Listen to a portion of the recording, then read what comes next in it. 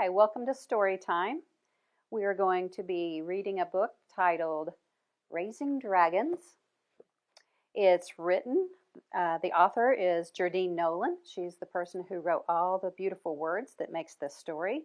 It's illustrated by Elise Primavera, and she's the one who makes all the beautiful pictures in this book. You're going to really enjoy this. It's a fiction book, which means that this one is fantasy or make-believe, so it's going to take us on an adventure. Inside the jacket, there's a great big, looks like a map.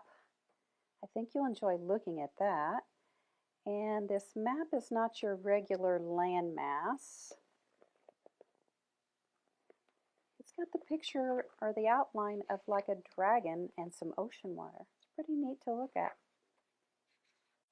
Paul didn't know a thing about raising dragons. He raised corn and peas, barley and wheat. He raised sheep, cows, pigs, and chickens. He raised just about everything we needed for life on a farm, but he didn't know a thing about raising dragons.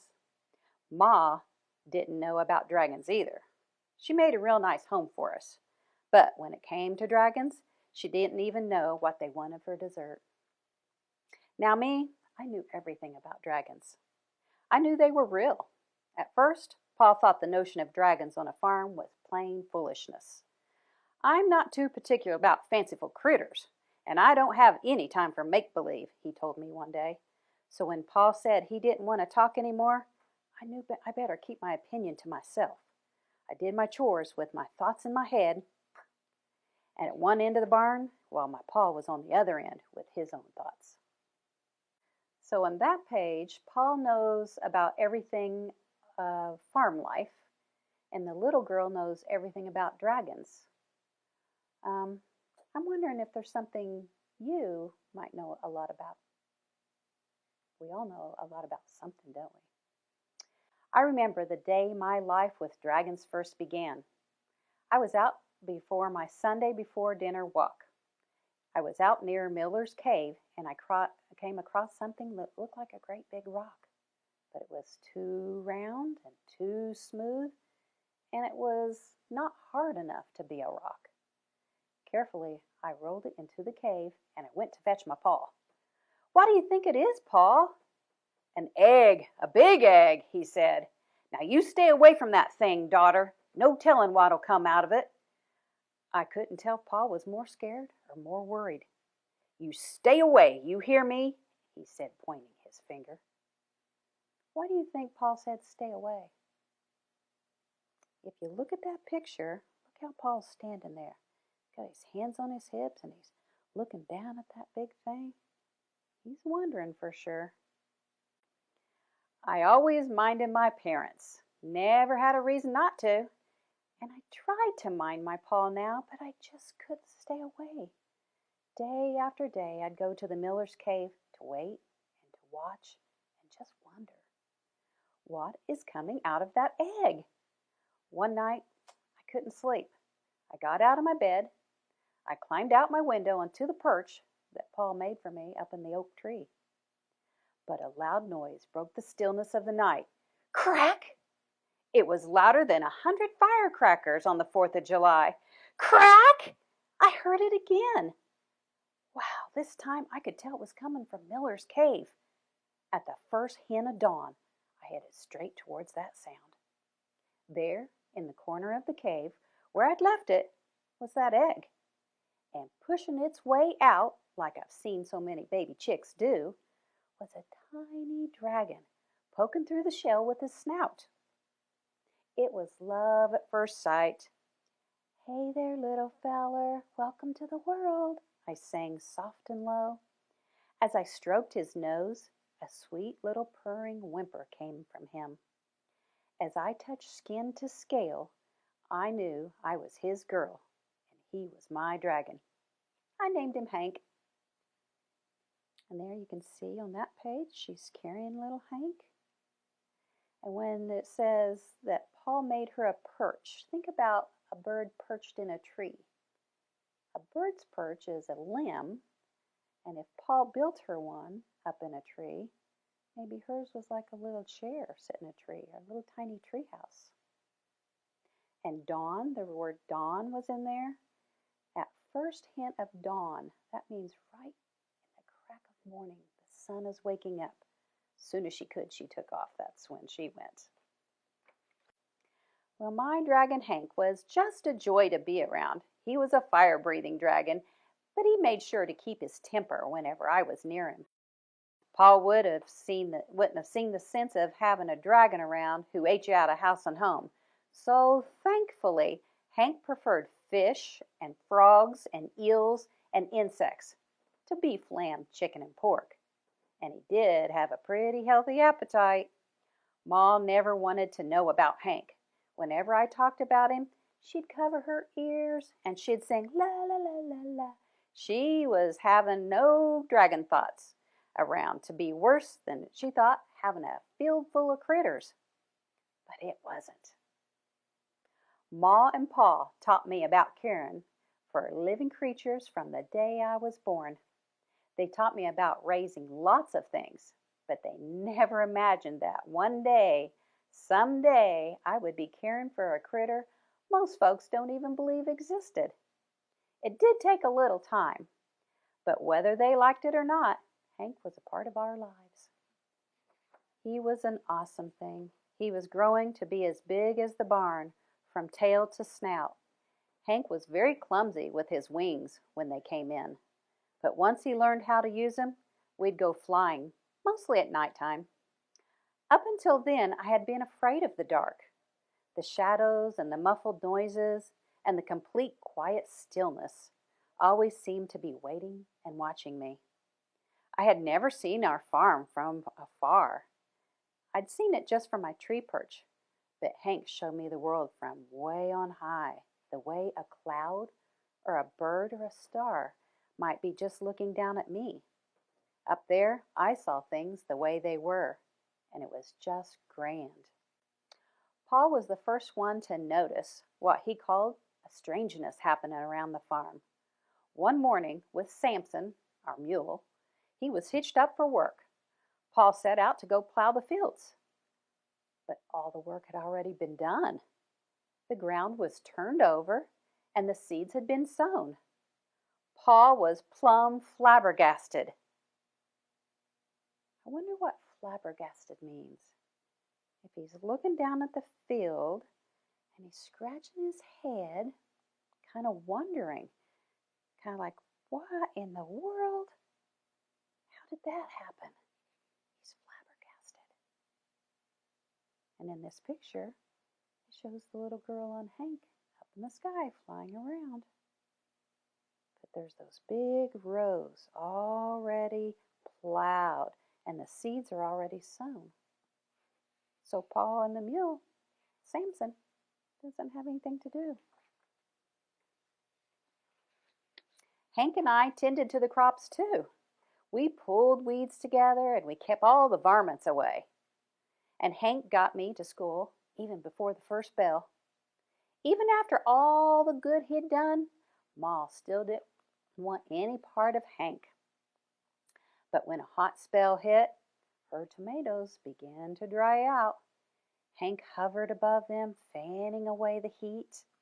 He saved just about every last one of her tomatoes. Ma didn't admit it, but she felt kind of beholden to Hank. She began fixing some gourmet meals just for him. Some eel pot pie, some frog leg pudding, and fish insect stew that Hank just loved. Ma felt beholden. I wonder what beholden means. Maybe she felt like she should be nice back to him. Maybe she owed him a little something, because he sure did do a lot for them. The pie looks delicious. Day by day, Hank was getting bigger and bigger. Ma was uneasy about fire-breathing Hank's breath. Pa paced with worry, all about the corn that Hank and I had planted. There was corn growing everywhere. Ma cooked as much as she could, but there was just too much. Just when it seemed like the corn was going to swallow up our farm, Hank grabbed Paul's shovel and he dug a big, wide trench all the way around that cornfield. Then he blew on it with his hot breath. "Why in tarnation!" Paul screamed. Ma ran out of the house carrying a bucket of water, but it was too late. The whole field was ablaze. We couldn't believe our ears. Pop, pop, pop, pop, pop, pop, pop. Our eyes, too. Wow. Hank was making popcorn. It took an entire week to salt and bag up all that popcorn. We sold it all for a profit. It was the first dragon-popped popcorn anybody ever saw or tasted. And oh, it was real good, too. Boy, that looks like a popcorn party for sure. When he dug a trench around the field, that's like a big wide ditch. I wonder why he did that. Do you have any ideas? And when Paul said, "What in tarnation?" that kind of means, what in the world is going on? I can't believe my eyes. Oh my goodness. And when they said they sold it all for a profit, that means they made money. When Ma harvested her tomatoes, Nancy Atkins bought some. She claimed they had medicinal value. She said they cured her gout. Pretty soon, folks wanted this dragon-grown food just like they wanted medicine or some magic cure. But there was nothing medicinal or magical about it. It was just Hank. That's what he does. The crowds and the attention decided his fate. One evening, Ma and I were sitting in front of the potbelly stove. She was shelling the peas while I read Murdoch's Adventure Atlas of the Known and Unknown World, a book I got from the library that morning. And in that instant, I realized what I needed to do. Aha. And she showed her Hank the book she was looking at. So when they were talking about his fate, the crowds and all the attention he was getting, fate, that's kind of means how it was just going to have to happen, how this was going to turn out. And that's when she knew. Yep. Well, come morning, Hank and I set out for the dragon-shaped landmass that was floating way out in the middle of the ocean. And a landmass is a big piece of land. We know littler, smaller pieces of land that's surrounded by ocean is called an island. And this is kind of like an island, but it's in the middle of the ocean, and it's got a very distinct shape, this landmass. It's the shape of a dinosaur-looking flying creature known as dragons. This is a large landmass. She's flying on, hanging on tight, and they're coming down for a landing. When they landed on the landmass, there were dragons everywhere. They put them up in their very best hotel. They invited us to eat in their very best restaurants. Hank felt right at home. When I saw Hank playing run and fly and chase, I knew I had found the very most perfect place for him to be. All in all, it was a pretty great vacation. Do you have an idea what you could call that place? I wonder what they named that place for the dragons. But at the end, it started getting really hard. I had to say farewell to Hank, at least for now.